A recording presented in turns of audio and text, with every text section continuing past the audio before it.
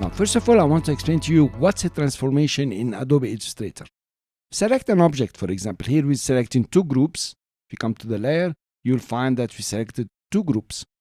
If you come to the object here, you have transform, the first one. You can move, rotate, reflect, scale, and shear.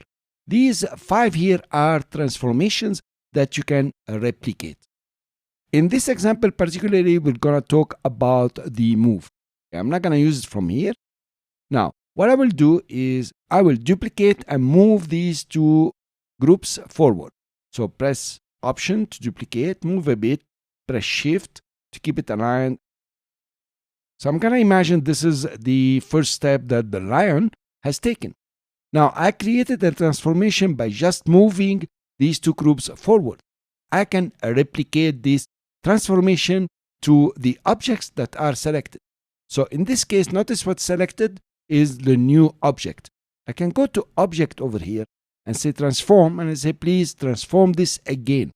So it's going to reapply the move transformation that I have done. And the shortcut is Control or Command D. Now, if I go again, Object, Transform, notice what's selected, and transform again. Now, the object selected is going to be transformed again through the move. I'm going to press Ctrl D again and again and again and again. And now I have very nice footsteps quite aligned. Now, notice these are just objects or groups now that have been replicated. They are very independent and you can start playing with them if you want to move them, for example. In short, let me delete all this. I showed you the shortcut. I will select the two groups here. I can group them if I like, and then create a transformation by pressing Option key, move them upward a bit, press Shift, and this is the transformation. Notice we are moving it, and then go ahead, Ctrl D all the way. You have some very nice footsteps. So this is the concept of transformation, and we have done a simple linear one.